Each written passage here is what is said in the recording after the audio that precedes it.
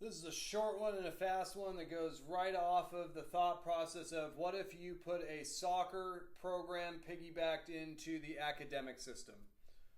What an interesting thought. It doesn't replace anything that we currently have. It adds value to what we currently have to say, like US Soccer tried to create the DA, the Development Academy, so that all these clubs that were a part of the DA would follow the US Soccer framework for developing players, play the style of our national team in hopes that we get more players to our national team.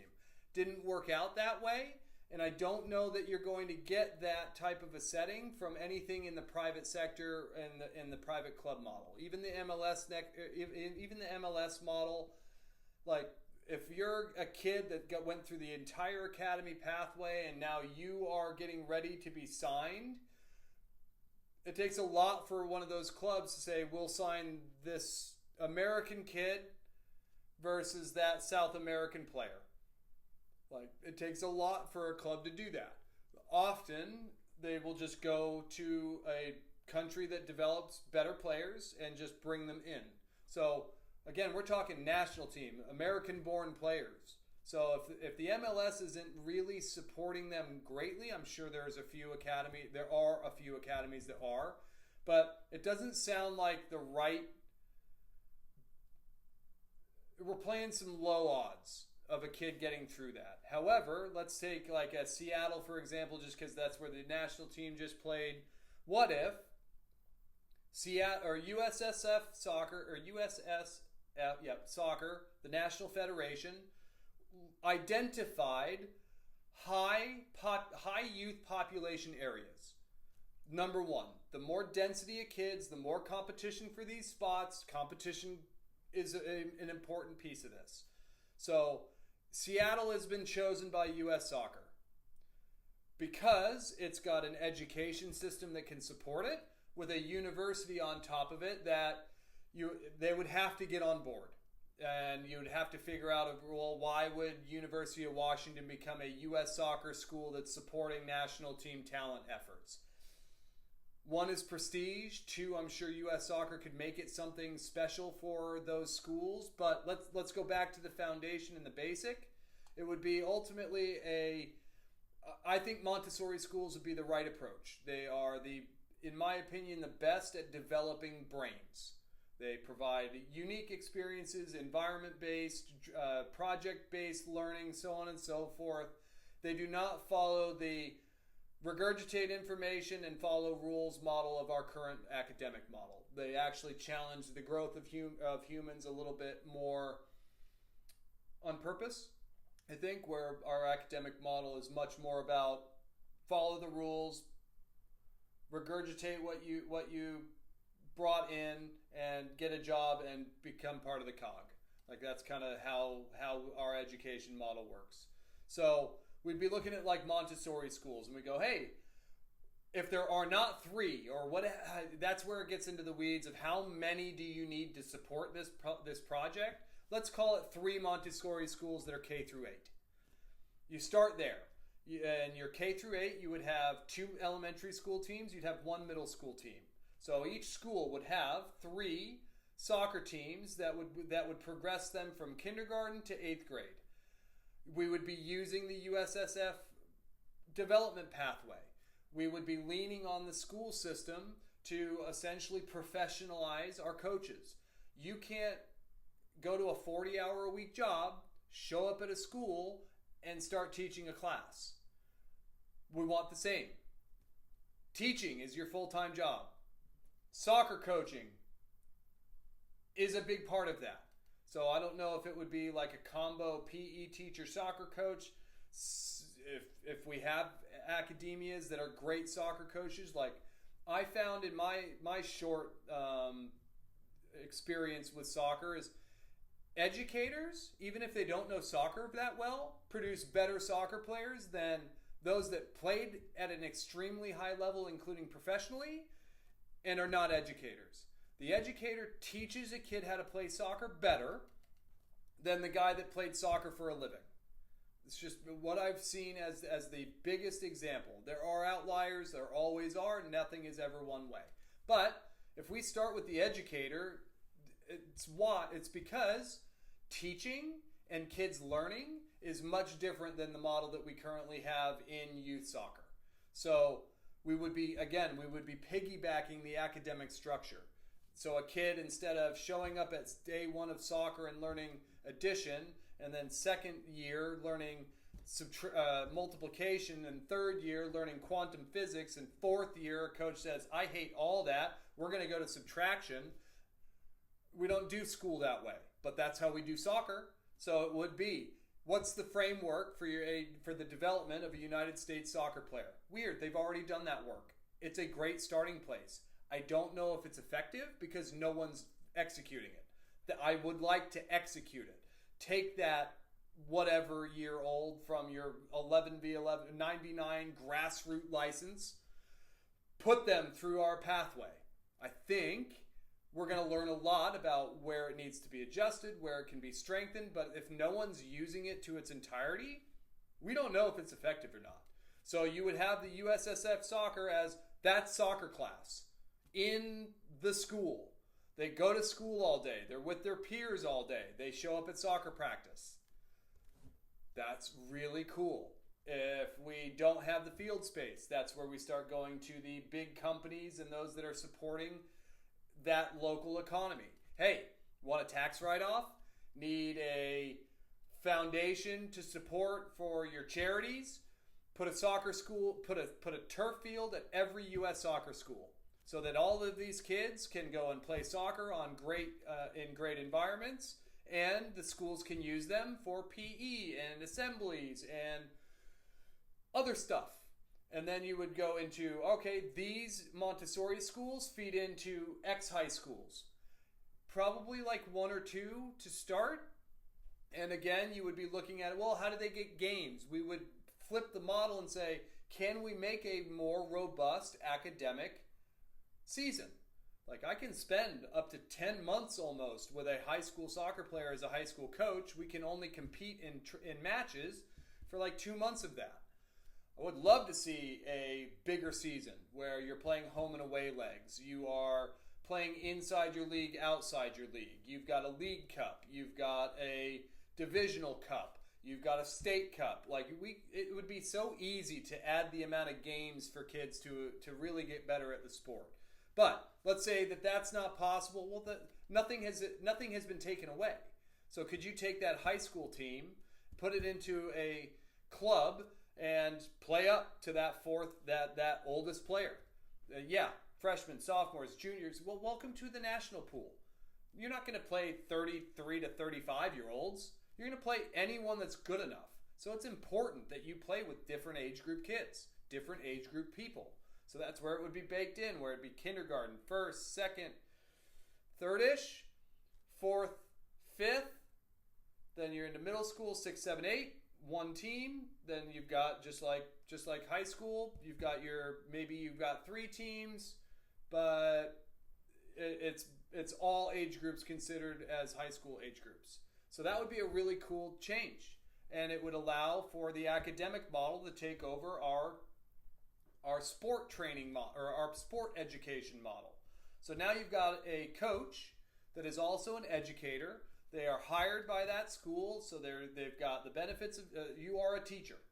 You're just a sport-specific teacher, and I don't know how that would line up. Like for me, it would be, hey, let me teach PE, and let me be the administrator of soccer, or the director of soccer, or the head coach of the middle school team, whatever it might be. But these coaches is now professionalized.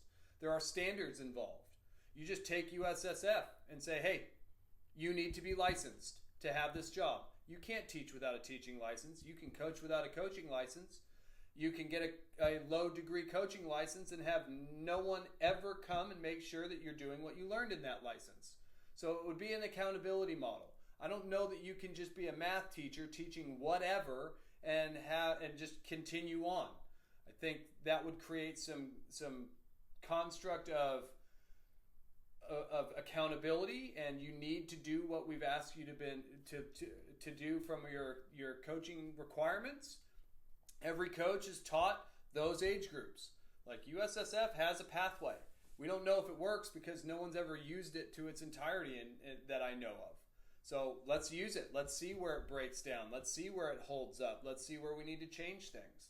So that high school now feeds into universities. Let's just, again, simple brain experiment of, okay, they were Montessori schools in Seattle. They feed into a couple high schools. They feed into UW. It's not that every player goes and plays at UW. UW is still UW. They still recruit from all over the world. But we're banking it on the quality of our model. Hey, if we build this the right way, you're going to want this kid.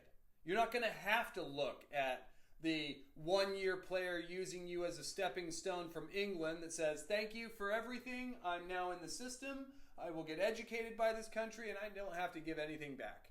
So the idea that a European player is the best player for our collegiate model, I don't know that they're going to fight for the school the way that a kid that grew up in that hometown, that developed through this pathway with similar players, knowing that the pinnacle of their experience until the national team is college, and they could play at UW if they are good enough. I'd like that kid. I like the kid that says, hey, being a part of a team is extremely important to me.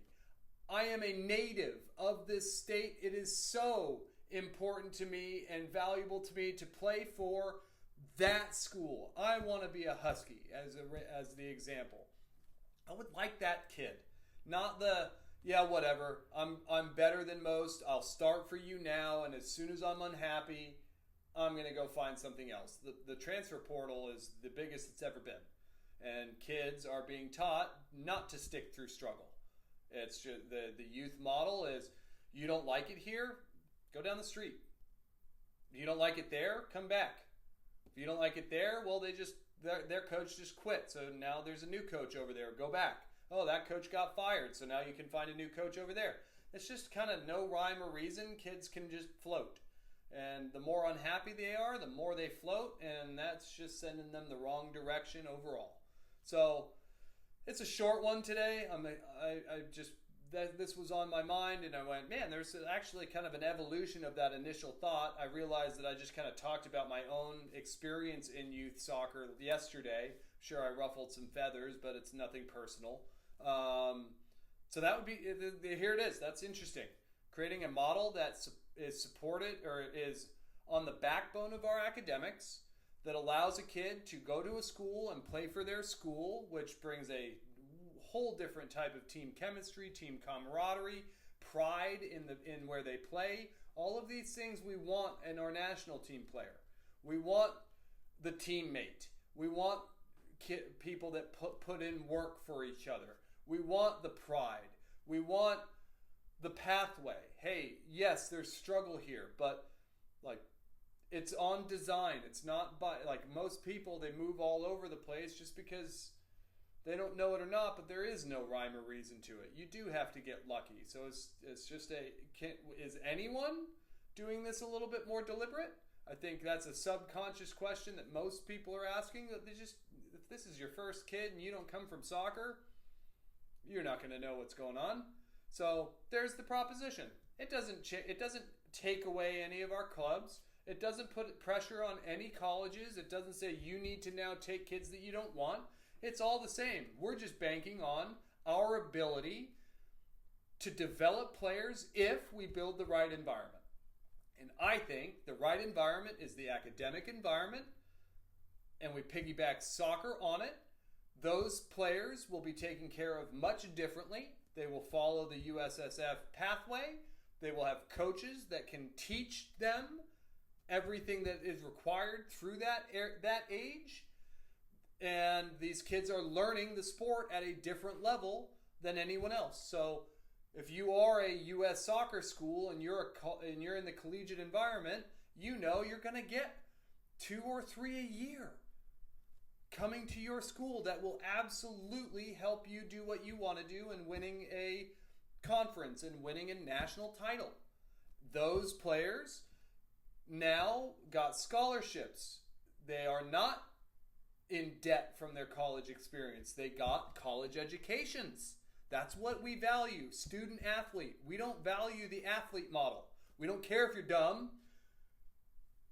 Ride your athletics as far as you can. We don't do it that way, but the rest of the world does. They care a lot less about the academic. We care paramountly about the academic. So use it.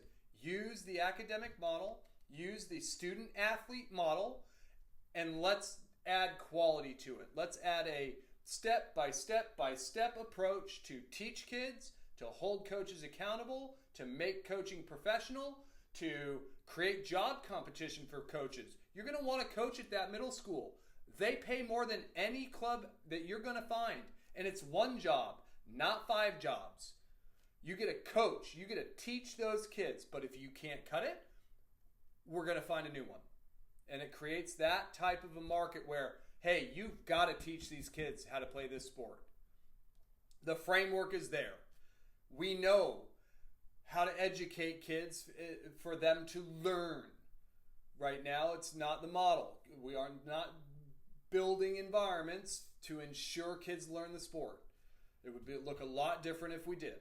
So, interesting thought process. I know it's a big, hairy, audacious goal, but I don't like my country being embarrassed like that on the biggest stage. I don't know about you. Like, I do have pride. I do have a fundamental uneasy feeling watching that. Like, yes, we played great. Yes, we did better than we have in a long time. We showed well. We got the country behind us. And I think that's why now is the time to make a move like a U.S. soccer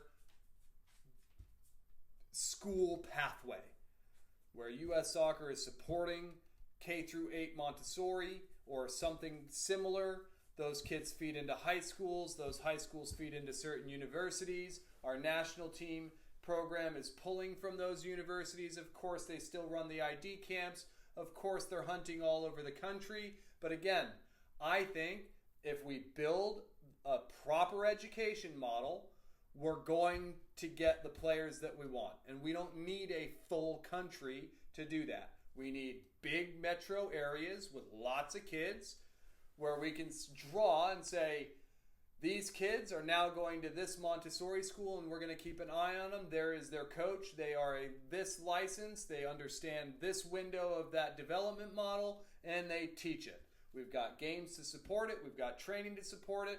They go to the soccer field that is at their school or closest to their school, and you get to see this integrated pathway of multiple age groups working with each other, moving on to another environment, starting to get challenged within that, high school into college. Now we've got a national team player that is not in college debt, that is highly educated, and has learned everything that sport is supposed to learn or teach you.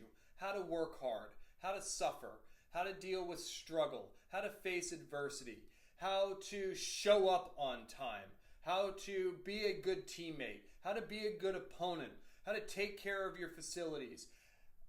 Come on, no brainer. Like, we've got the citizen that we want, we've got the academic we want, and now we finally have the athlete that we want. But it would be an overhaul and a big, big, big goal. So if anyone wants to chat about it at any time, I would love to. It is a lot of fun to think about.